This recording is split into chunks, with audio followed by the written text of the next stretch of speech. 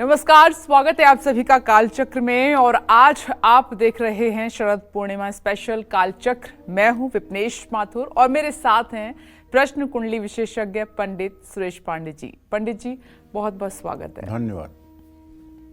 जगानी है सोई किस्मत तो आज रात जागना होगा। देखिए शरद पूर्णिमा स्पेशल कालचक्र।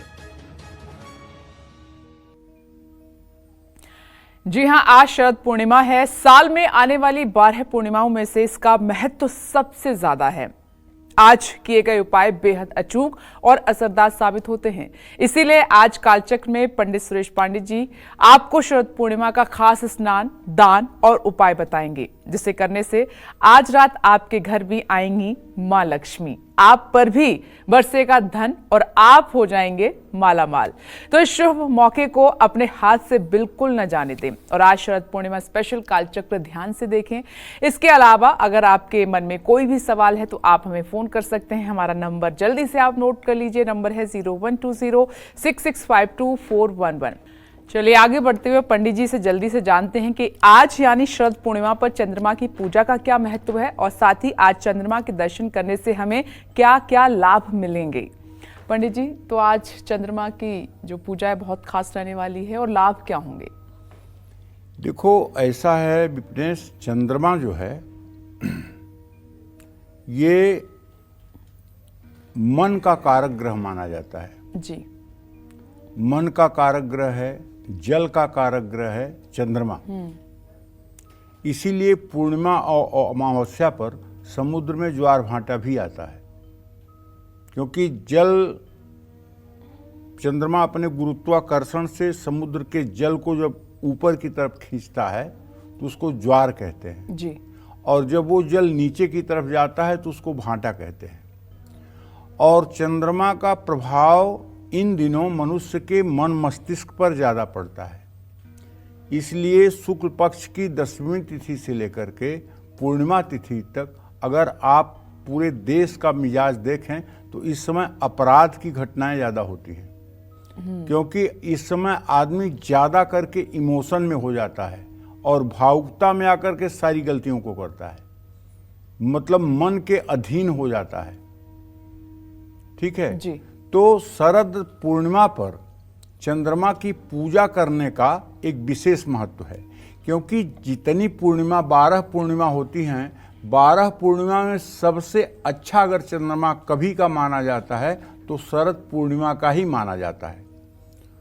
कवियों ने भी कहीं उपमा किया है, कहीं उपमा अलंकार का वर्णन किया है, तो यस्या शरद चंद्रिका, यस्या शरद चंद्रिका, जैसे शरद ऋतु का चंद्रमा। शरद ऋतु क्या है? आश्विन का महीना शरद ऋतु का है और ये शरद पूर्णिमा ये शारदीय नवरात्र के बाद होती है।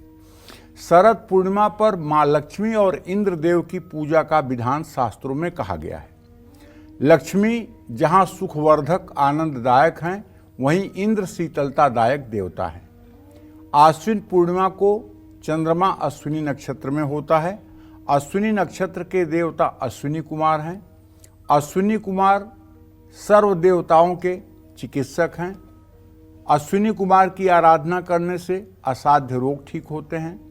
ऐसे में इस पूर्णिमा में चंद्रमा के दर्शन करने से हर कष्ट दूर होते हैं। चंद्रमा की पूजा से मन को बल मिलता है। और आज की रात जिनका चंद्रमा खराब होगा, जिनका चंद्रमा विष योग में शनि के साथ होगा, जिनके चंद्रमा पर शनि की दृष्टि होगी, जिनका चंद्रमा 2 पापक ग्रहों के बीच होगा, अगर ऐसे लोग चांदनी रात में बैठ करके और ओम सोम सोमाय नमः इस मंत्र का अगर 48 मिनट जप करेंगे तो मैं विश्वास के साथ कह सकता हूँ कि आपके मन स्थिति पर इसका बहुत सकारात्मक असर पड़ेगा। अगर आप हर बात में केवल नकारात्मक सोचते हैं और आपका मन हर बात में डरा हुआ रहता है, आपको हर काम असंभव लगते हैं, तो फिर इसका एक ही इलाज है कि शरद पूर्णिमा की रात्रि में आपको खुले आसमान के नीचे बैठ करके, आसन लगा करके, पश्चिम दिशा की तरफ मुंह करके और ओम सोम सोमाय नमः का 48 मिनट जप करना चाहिए। और हो सके तो एक लोटे में थोड़ा सा जल, थोड़ा सा गाय का दूध, थोड़ी सी हल्दी और थोड़े से फूल, सफ़ेद फूल डाल करके और चंद्रमा को 3 बार में अर्घ भी देना चाहिए। ये कार्य अगर आज आप करेंगे तो निसंदेह इससे आपके मन पे एक सकारात्मक असर पड़ेगा। अब ऐसा तो नहीं है कि एक ही दिन करने पर आपकी एंजाइटी ठीक हो जाएगी, आपका डिप्रेशन ठीक हो जाएगा या आप सब प्रकार के मनोरोग से मुक्त हो जाएंगे, ऐसा भी मैं नहीं कह रहा हूँ। लेकिन ये मैं जरूर कह रहा हूँ कि अगर इसका अभ्यास आज से शुरू कर दिया जाए और जब भी चंद्रमा आकाश में हो उस समय अगर आप 10-5 मिनट चंद्रमा के नीचे बैठ करके और इस मंत्र का जप करते रहें और प्रातःकाल सूर्य को अर्घ दे करके और दोनों हाथों को ऊपर उठाकर 24 बार गायत्री मंत्र बोलते रहें तो मैं विश्वास के साथ कह सकता हूं कि आपकी एंजाइटी ठीक हो सकती है, आपका डिप्रेशन ठीक हो सकता है, आपके अंदर सकारात्मक ऊर्जा का संचार हो सकता है और आप पॉजिटिव सोचने लगेंगे और आपके जीवन जीने का तरीका बदल जाएगा। इसमें कोई दो राय नहीं है। जय मां विंध्यवासिनी। हम अपनी चर्चा को आगे बढ़ाएंगे, लेकिन इस बीच कालचक्र दर्शक हमारे साथ अहमदाबाद से आशा जी जुड़ गई हैं। स्वागत है आपका कालचक्र में। अपना प्रश्न पंडित जी से कीजिए। अनंतो बार आपका चरण स्पर्श करे तो भी कम है। पूरे भारतवर्ष के लिए आप वरदान स्वरूप हैं।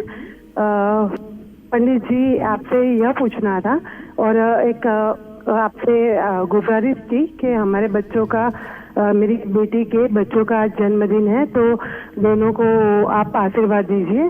साथ ही मेरा प्रश्न यह था कि पूरे भारतवर्ष के हमारे जो बच्चे हैं उनके लिए कुछ ऐसा उपाय बताएं जो यूनिवर्सल हो, जिसमें बच्चे पढ़ाई में पारंगत हो, उनका स्वास्थ्य अच्छा रहे और हमारे भारतवर्ष का पूरे जग में नाम हो। Thank you.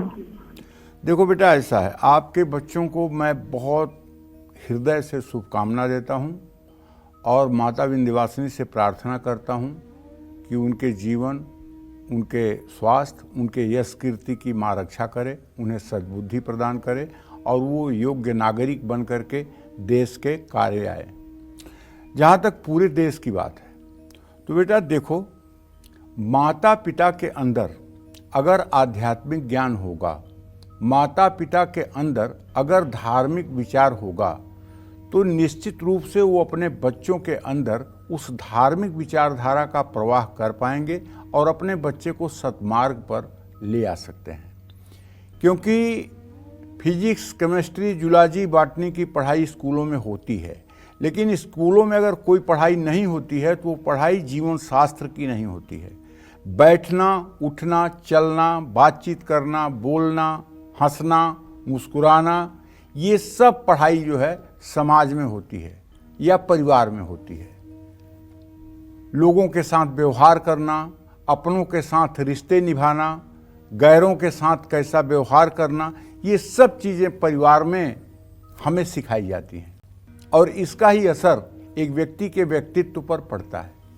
तो मैं अपने समस्त, आपने बहुत अच्छा प्रश्न पूछा है देश के हित में, मैं तो अपने समस्त देशवासियों से यही कहना चाहूँगा कि देखिए, गुरुकुल की परंपरा खत्म हो गई है, आध्यात्मिक ज्ञान बच्चों को दिया नहीं जा रहा है, नई नई संस्कृति और नए नए विषय पढ़ाए जा रहे हैं और ये मोबाइल जहाँ एक तरफ कुछ अच्छा है वहीं दूसरी तरफ बच्चों का नाश कर रहा है। बच्चे जो मोबाइल के एडिक्ट हो गए हैं उनकी स्थिति मानसिक रोगियों जैसी हो गई है। तो माता पिता को चाहिए कि खुद मोबाइल कम देखें और बच्चों को मोबाइल से होने वाले नुकसान के बारे में बताएं और बच्चों के अंदर थोड़ा सा धार्मिक संस्कार जबरदस्ती डालने की कोशिश करें, क्योंकि जब बच्चों में धार्मिक संस्कार होगा तो वो कभी असत आचरण नहीं करेंगे, कभी को किसी को दुख पहुंचाने का या किसी को कष्ट पहुंचाने का कार्य नहीं करेंगे। जय मां विंध्यवासिनी। आइए चर्चा को आगे बढ़ाते हुए बात करते हैं, शरद पूर्णिमा पर खीर ही क्यों बनाई जाती है प्रसाद में, खीर ही क्यों खाई जाती है और खीर चांद की रोशनी में क्यों रखी जाती है, पंडित जी से जानते हैं। तो पंडित जी, खीर का बड़ा महत्व है आज के दिन और चांदनी दूधिया रोशनी में क्यों खीर रखी जाती है? देखो, हमारे यहाँ ये मान्यता है कि शरद पूर्णिमा की रात चंद्रमा के द्वारा अमृत की वर्षा होती है। चंद्रमा की जो रोशनी होती है उससे अमृत वर्षा होती है। ये सनातन धर्म मानता है जी। कि आज चांद जो है अपनी रोशनी के द्वारा धरती पर अमृत की वर्षा करता है। इसी को दूधिया रोशनी कहते हैं। इसी को दुधिया रोशनी कहते हैं। और अमृत वर्षा होती है, इसमें भी कोई दो राय नहीं है। बचपन से हम देखते आ रहे हैं, आज के दिन खीर बना करके बर्तन में रख करके उसको छलनी से, जिससे आटा चाला जाता है, उस छलनी से ढक दिया जाता है ताकि उसको कोई जीव जंतु ना डिस्टर्ब करे और चांद की रोशनी भी पड़े। ठीक है। और चंद्रमा की रोशनी जब उस पर पड़ जाती है तो सुबह उसको उठाकर परिवार के सभी सदस्यों को थोड़ा थोड़ा खाने के लिए दिया जाता है। मान्यता है कि इस खीर को खाने के बाद मनुष्य अकाल मृत्यु से बच जाता है। ठीक है, क्योंकि इसमें अमृत की बरसात मानी जाती है। पूरे साल सिर्फ शरद पूर्णिमा के दिन ही चंद्रमा 16 कलाओं से परिपूर्ण होता है। मान्यता है कि इसी दिन भगवान कृष्ण ने महारास रचाया था। ऐसी मान्यता है कि लंकापति रावण शरद पूर्णिमा की रात किरणों को दर्पण के माध्यम से अपनी नाभि पर ग्रहण करता था। इससे उसे पुनर्यौवन शक्ति की प्राप्ति होती थी। सोम चक्र, नक्षत्रीय चक्र और आश्विन के त्रिकोण के कारण शरद ऋतु से ऊर्जा का संग्रह होता है। शरद पूर्णिमा के दिन चांद धरती के नजदीक होता है और इसी कारण इसकी किरणें सीधे धरती पर पहुंचती हैं। शरद पूर्णिमा के दिन वातावरण में सात्विक तरंगे मौजूद रहती हैं। ऐसा माना जाता है कि चंद्रमा की किरणें जिन पेय या खाद्य पदार्थों में पड़ती हैं उसको खाने वाला व्यक्ति वर्ष भर निरोगी रहता है, उसका शरीर पुष्ट रहता है, क्योंकि चंद्रमा से ही सभी वनस्पतियों को रस मिल करके और पुष्टि होती है। शरद ऋतु की शुरुआत में दिन गर्म और रात ठंडी हो जाती है। आयुर्वेद के अनुसार ये वक्त पित्त दोष के प्रकोप का काल माना जाता है। मधुर, तिक्त, कषाय रस पित्त दोष का शमन करता है। इसलिए शरद पूर्णिमा पर खीर बनाकर खाने का चलन है और इसमें दूध का भी कारक चंद्रमा है, चावल का भी कारक चंद्रमा है और चंद्रमा अपनी रोशनी से अमृत बरसात करता है। इसलिए चंद्रमा ही चंद्रमा में बरसता है। तो कहने का मतलब यह है, चंद्रमा ही चंद्रमा में जब बरतेगा तो अमृत की उत्पत्ति होगी और उस खीर को खाने से लोगों को निश्चित रूप से निरोग्यता की प्राप्ति होती है। ऐसे हमारे सनातन धर्म की मान्यता है। जय मां विंध्यवासिनी। तो शरद पूर्णिमा पर खीर क्यों बनाई जाती है और चांद की रोशनी में क्यों रखी जाती है, पंडित जी ने महत्व भी बताया और कारण भी इसका बताया है। आगे बढ़ेंगे, लेकिन उससे पहले गाजियाबाद से एक दर्शक हमारे साथ मौजूद है, उनसे बात कर लेते हैं। खुशबू जी, स्वागत है आपका कालचक्र में। अपना प्रश्न पंडित जी से कीजिए। पंडित जी चरण पर। खुश रहो बेटा। पंडित जी, मैं गाजियाबाद से खुशी बोल रही हूँ। मुझे मेरे और मेरे भाई के बारे में पूछना है कि मेरे भाई का फ्यूचर कैसा होगा और उसका जॉब कब तक लगेगा, और मुझे मेरे बारे में पूछना है। मैंने नीट का एग्जाम कई साल से दे रही हूँ पर मेरा कुछ निकल नहीं रहा है। मेरा डेट ऑफ बर्थ 22 सितंबर 1999 सुबह 8:30 बजे मिर्जापुर जिला में हुआ है और मेरे भाई का 3 सितंबर 2002 4:40 शाम को मिर्जापुर में हुआ है। देखिए, मैं नीट का एग्जाम दे रही हूँ पर उसमें अभी तक निकला नहीं है, तो मैं अगले साल और एग्जाम दूँ या इस साल किसी में भी ले लूँ। और मेरा भाई इंटरव्यू दे रहा है, बीटेक कर लिया है, 4th ईयर में है, हर्ष नाम है उसका।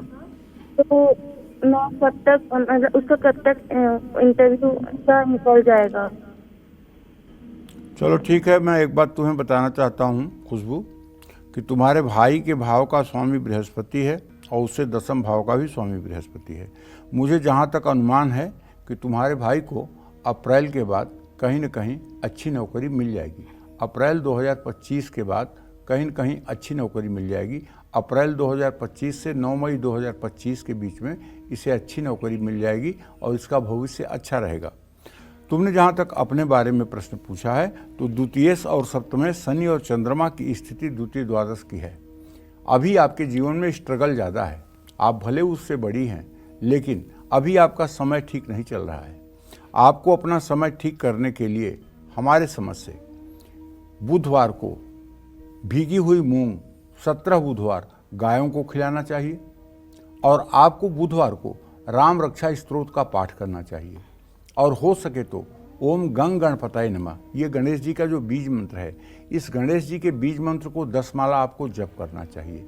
तब आपका करियर स्मूथ होगा, तब आपका भविष्य अच्छा होगा। अगर इन सब बातों को आप उपाय में अमल में लाएंगे तो निश्चित रूप से आपको सुधार होगा। और दूसरी बात ये कहना चाहूँगा, जब भी आप अपने गृह जनपद में जाएं, जहाँ आपका जन्म हुआ है मिर्ज़ापुर ज़िले में, वहाँ जब भी आप जाएं तो वहाँ माँ विंध्यवासिनी का दर्शन करें। माँ विंध्यवासिनी के दर्शन करने के साथ साथ वहाँ त्रिकोण परिक्रमा करें। इससे आपका भाग्योदय निश्चित रूप से होगा और आपके अंदर तेजस्विता भी आएगी और आपका भविष्य भी मंगलमय होगा। जय माँ विंध्यवासिनी।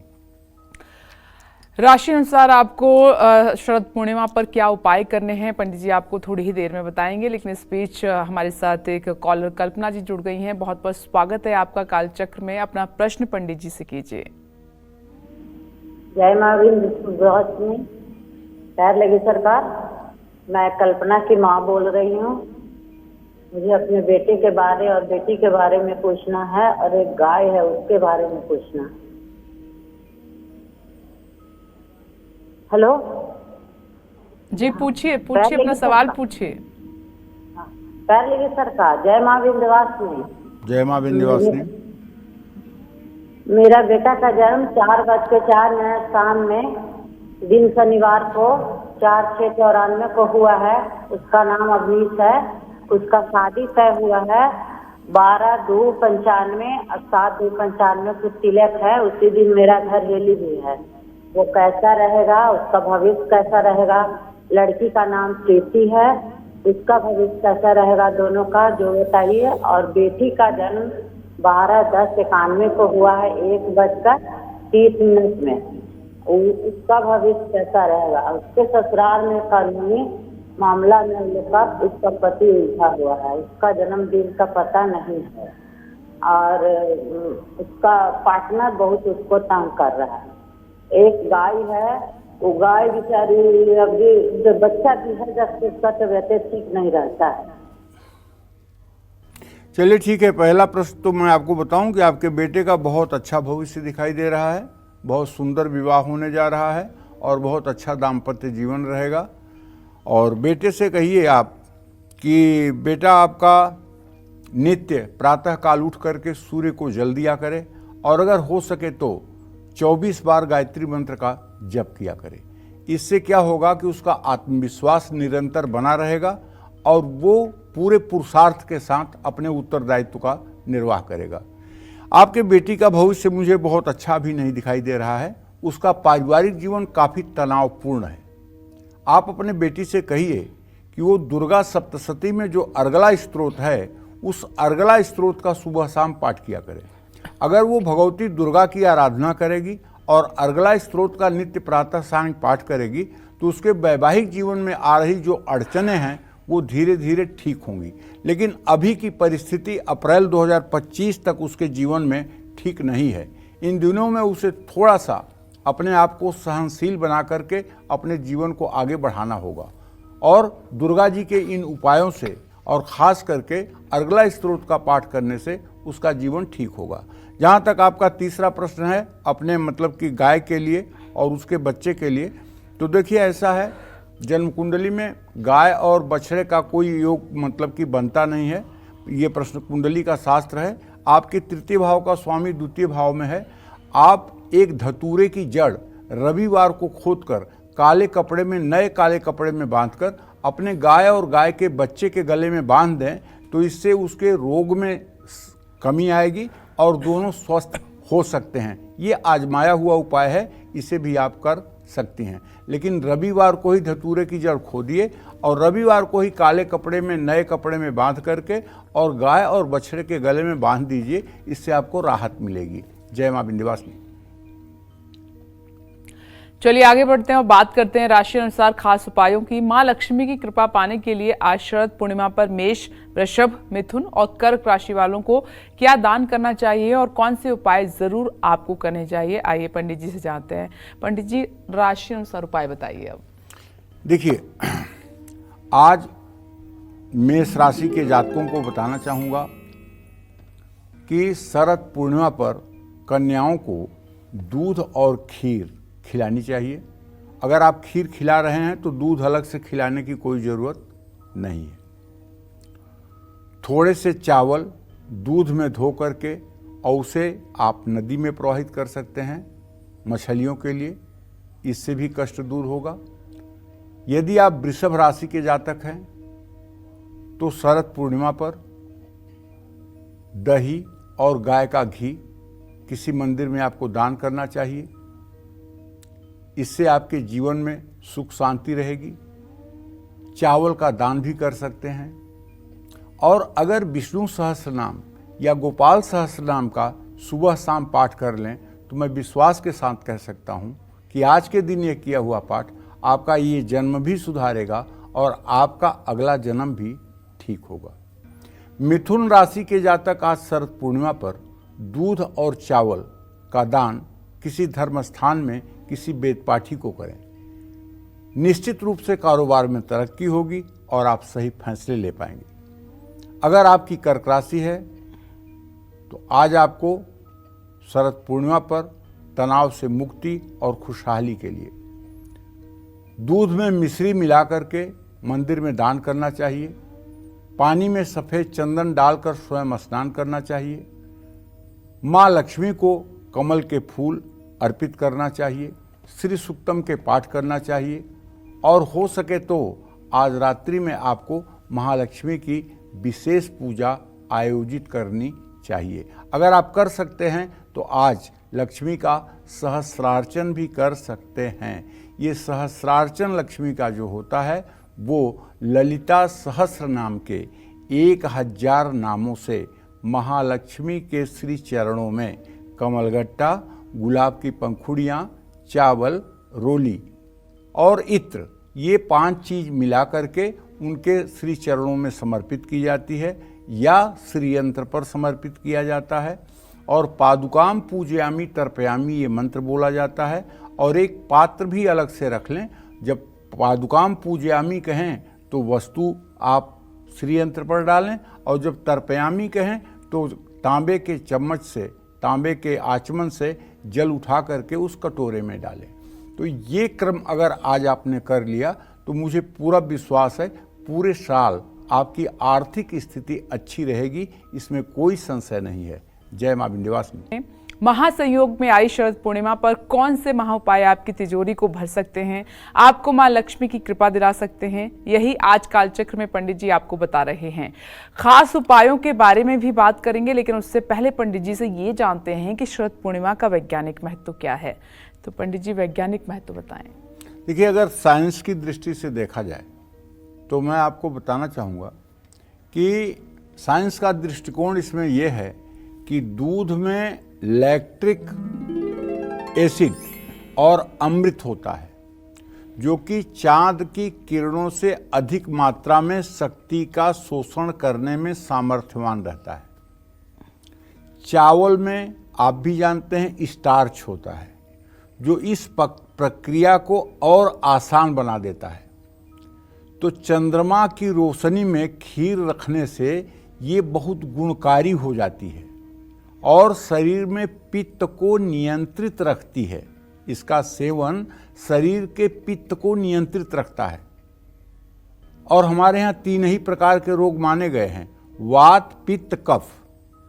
जो रोग पैदा होते हैं आपके शरीर में इन्हीं तीनों के अंतर्गत ही पैदा होते हैं, वात, पित्त, कफ।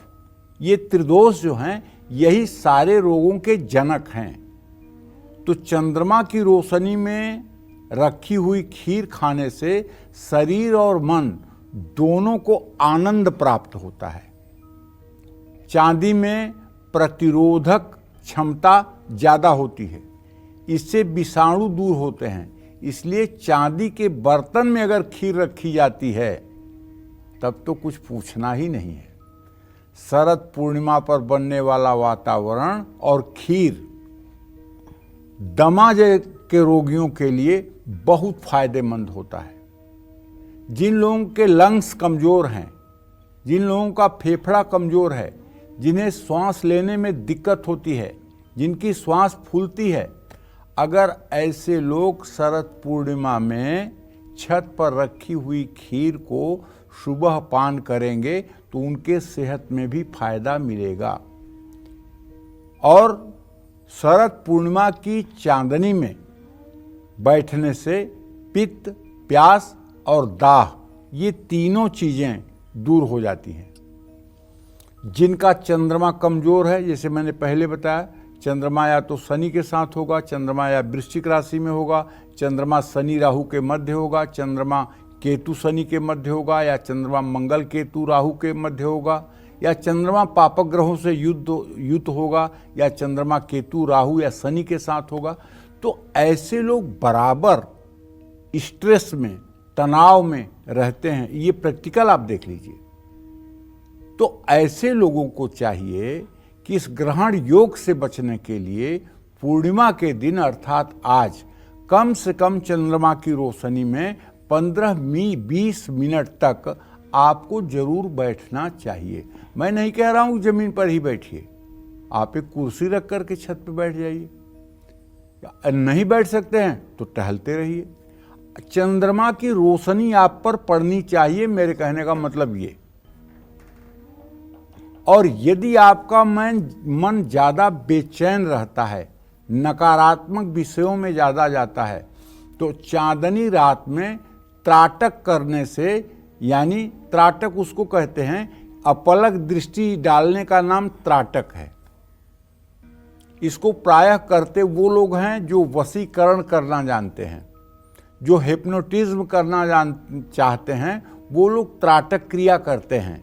ये त्राटक क्रिया चंद्रमा की रोशनी पर चंद्रमा को अपलक निहारना, यही त्राटक है। ये त्राटक क्रिया जो है अक्सर हिप्नोटाइज करने वाले लोग करते हैं। ज़्यादा देर तक इसका अभ्यास जलती हुई मोमबत्ती की लौ पर करते हैं।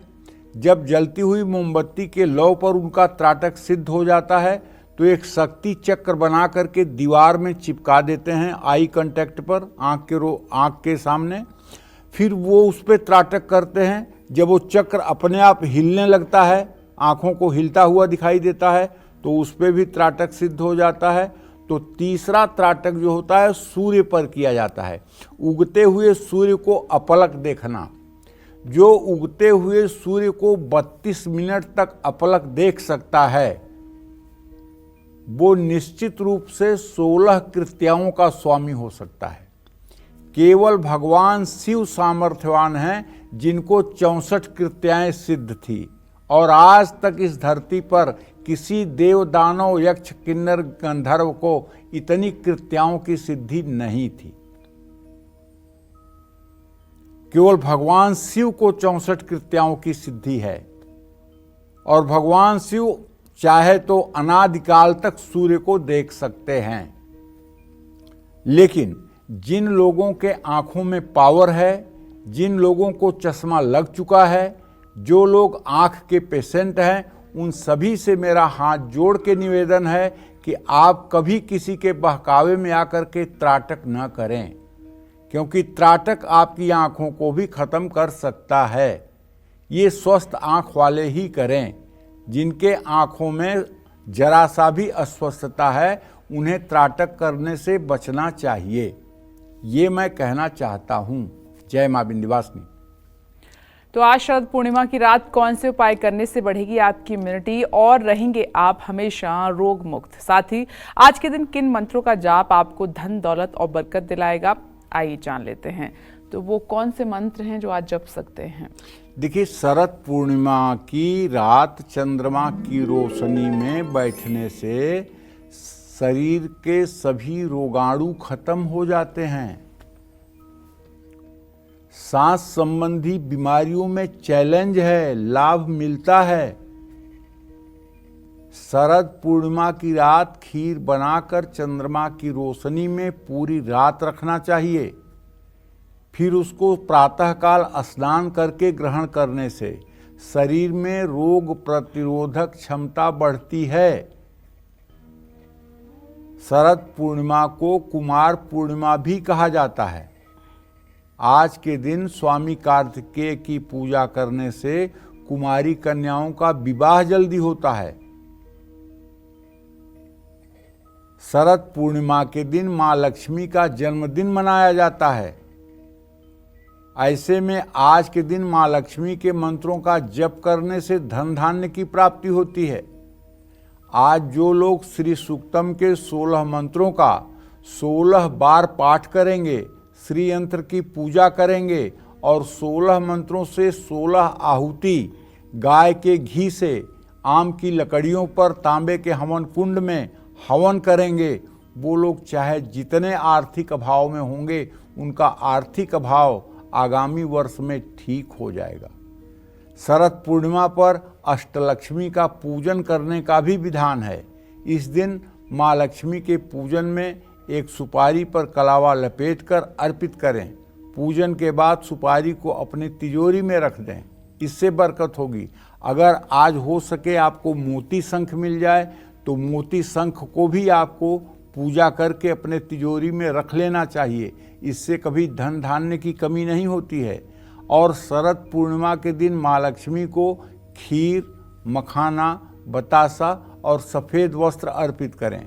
धन संपदा का आशीर्वाद मिलेगा। जय माँ विंध्यवासिनी। धन लाभ पाने के लिए आज शरद पूर्णिमा पर सिंह, कन्या, तुला और वृश्चिक राशि वालों को क्या दान करना चाहिए और उपाय आप क्या कर सकते हैं, आइए पंडित जी से जान लेते हैं। पंडित जी, अब इन राशियों के लिए बताइए। देखो, ऐसा है, शरद पूर्णिमा तो सभी राशि वालों के लिए वरदान है। क्या मेष, क्या मीन, क्या 12 राशियां, हर राशि के लिए शरद पूर्णिमा एक तरह से वरदान होकर के आती है।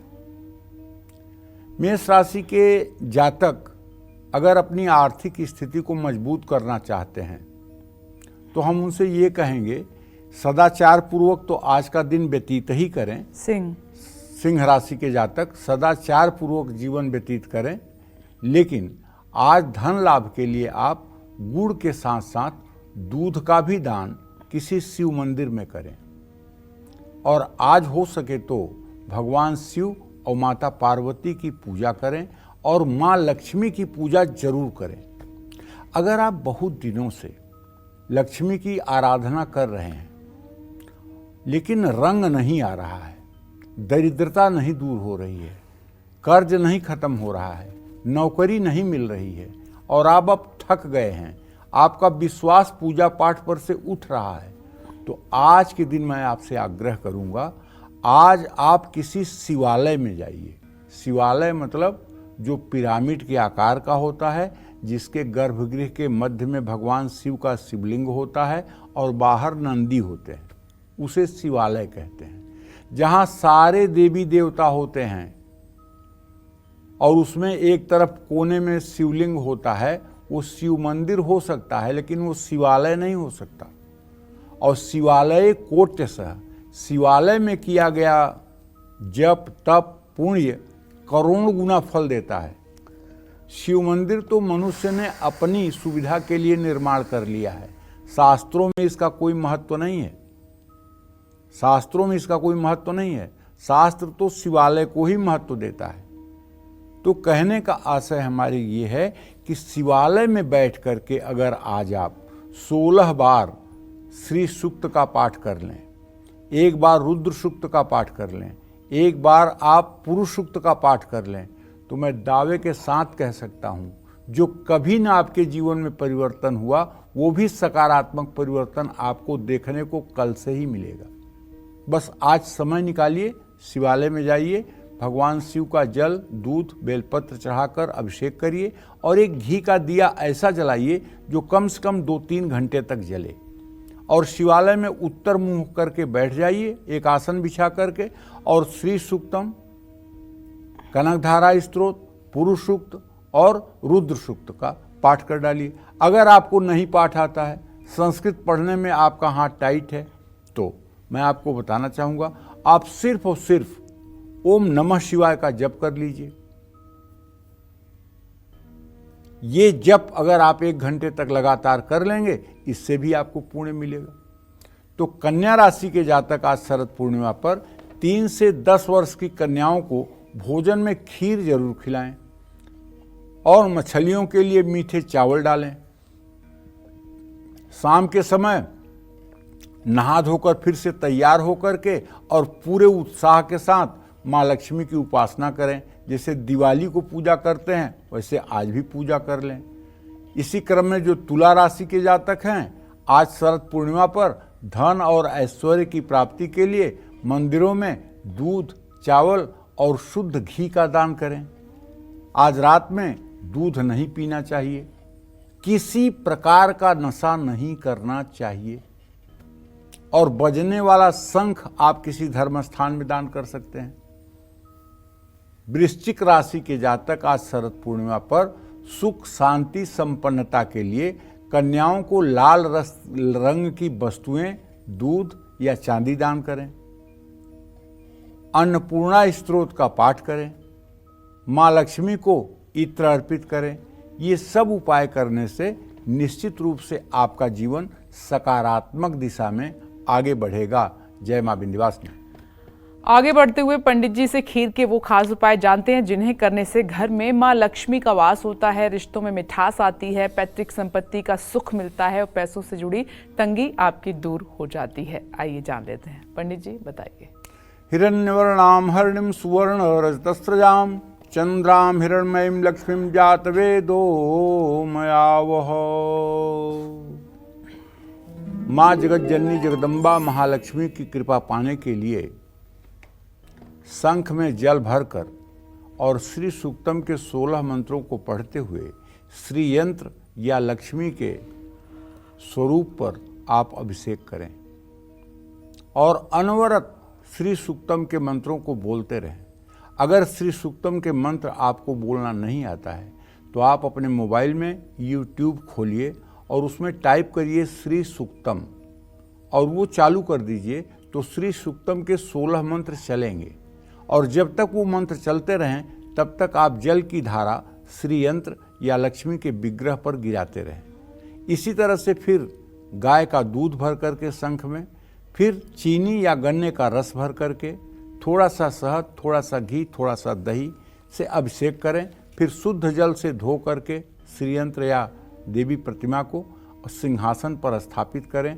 गंधाक्षत, पुष्प, धूप, दीप, नैवेद्य से पूजन करें और चांदी की कटोरी में चांदी के चम्मच के साथ खीर रख करके माता को नैवेद्य निवेदित करें। और हाँ, दीपावली की रात माँ लक्ष्मी को साबूदाने की खीर का भोग लगाने से भी दरिद्रता दूर होती है। अपने जीवन से दरिद्रता को दूर करने के लिए जरूरतमंद लोगों को भी खीर खिलानी चाहिए। खीर के साथ मालपुआ भोलेनाथ को भोग लगाने से परिवार सुखी और संपन्न होता है। आपके घर में जल का संकट है, माँ से आपके रिश्ते खराब हैं, आपकी गाड़ी बार बार खराब हो रही है, पैतृक संपत्ति का सुख नहीं मिल रहा है, तो ये संकेत है कि कुंडली में चतुर्थ भाव आपका दूषित होगा।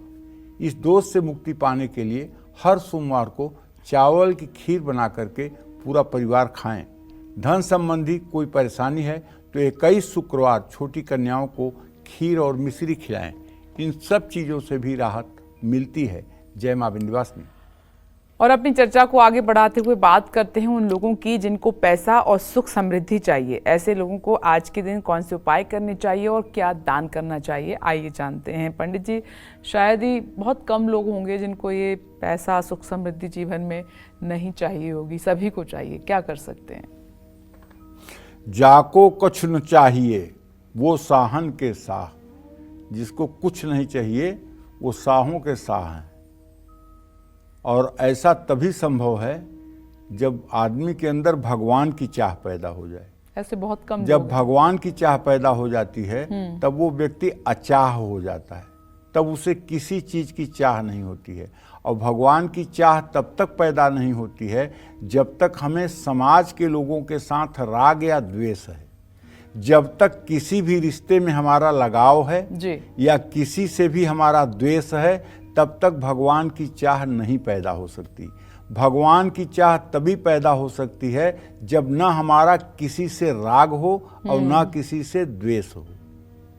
और ये स्थिति आना बहुत ही कठिन है, असंभव तो नहीं है, क्योंकि अच्छे अच्छे जो महात्मा हैं, जो भगवत दर्शन किए हुए हैं, जो साक्षात मतलब कि ईश्वर के दर्शन से कृतकृत्य हैं, वो अचाह की स्थिति में हैं। वो व्यवहार करते हुए दिखाई देते हैं मानव जैसा, लेकिन उनका आंतरिक व्यवहार कुछ ऐसा नहीं होता है। वो अंदर से केवल और केवल भगवान को ही समर्पित हैं। लेकिन जो लोग माया मोह में फंसे हुए हैं, उन लोगों के लिए तो ये बात बड़ी असंभव सी है। बिल्कुल सही। और इसके लिए बहुत योगाभ्यास की जरूरत है। और ये तभी संभव हो सकता है जब कोई भगवत प्राप्त महात्मा के चरणों का आश्रय मिल जाए, उसके चरण की रज मिल जाए, उसका आशीर्वाद का हाथ आपके ऊपर पड़ जाए, उसका सानिध्य मिल जाए। तो आज शरद पूर्णिमा पर पीपल के पेड़ की पूजा जरूर करनी चाहिए। श्री हरि विष्णु के मंदिर जाकर के वहां इत्र अर्पित करना चाहिए। ऐसा करने से घर में धन, सुख, समृद्धि और माँ लक्ष्मी का अस्थायी वास हो जाएगा। कुंडली में अगर चंद्रमा कमजोर है या चंद्रमा से ग्रहण योग बन रहा है तो चंद्रमा से संबंधित चीजों का दान करना चाहिए, दूध का दान करना चाहिए। सफल वैवाहिक जीवन के लिए पति पत्नी दोनों आज चंद्रमा को कच्चे दूध से अर्घ दें, इससे लाभ मिलेगा। जय मां विंध्यवासिनी। शरद पूर्णिमा सभी पूर्णिमाओं में से श्रेष्ठ मानी गई है। इस दिन किए गए उपायों से हमें जीवन भर लाभ मिलता है और कभी भी पैसों की कमी नहीं रहती है। इसलिए आज पंडित सुरेश पांडे जी आपको शरद पूर्णिमा पर बहुत ही खास जानकारी दे रहे हैं। चलिए अब चर्चा को आगे बढ़ाते हुए पंडित जी से जानते हैं कि आज शरद पूर्णिमा पर माँ लक्ष्मी को खीर के अलावा और किन चीज़ों का भोग लगाने से बरकत होती है और सौभाग्य हमारा बढ़ता है। पंडित जी बताएं। चलिए अब मैं आपको बताता हूं कि शरद पूर्णिमा पर माँ लक्ष्मी को खीर का भोग लगाने के अलावा आप और किन चीज़ों का प्रसाद चढ़ा सकते हैं। शरद पूर्णिमा पर माँ लक्ष्मी की उपासना के बाद मखाने का भोग लगा सकते हैं। मखाने का संबंध भी चंद्रमा से है और चंद्रमा देवी लक्ष्मी का भाई माना जाता है। ऐसा इसलिए माना जाता है कि समुद्र से ही माँ लक्ष्मी की उत्पत्ति मानी जाती है और समुद्र से ही चंद्रमा की उत्पत्ति मानी जाती है। दोनों की उत्पत्ति स्थान एक होने के कारण चंद्रमा और लक्ष्मी को भाई बहन माना जाता है। और जब भी ज्योतिष शास्त्र का अध्ययन करते हैं तो किसी व्यक्ति के संपन्नता का मूल्यांकन करने के लिए चंद्रमा का मूल्यांकन जरूरी होता है। इसलिए श्री सूक्तम का पाठ करना चाहिए। शरद पूर्णिमा पर माँ लक्ष्मी को बतासे का भी भोग लगा सकते हैं। बतासे का संबंध भी चंद्रमा से है, इसलिए दीपावली पर बतासे और चीनी के खिलौने माँ लक्ष्मी को अर्पित किए जाते हैं। शरद पूर्णिमा के दिन माँ लक्ष्मी को दही का भोग लगाना भी फायदेमंद होता है। ये सब ऐसी चीज़ें हैं जो माँ लक्ष्मी की कृपा प्राप्त करने के लिए आवश्यक हैं। जय माँ विंध्यवासिनी। और माँ लक्ष्मी की कृपा पाने के लिए आज शरद पूर्णिमा पर धनु, मकर, कुंभ और मीन राशि वालों को क्या दान करना चाहिए और कौन से उपाय करने चाहिए, जल्दी से जान लेते हैं पंडित जी से। बताएं पंडित जी। देखिए, धनु राशि वाले आज शरद पूर्णिमा पर चने की दाल पीले कपड़े में बांधकर किसी मंदिर में दान करें। गणेश, अथर्व शीर्ष और श्री सूक्त का पाठ करें।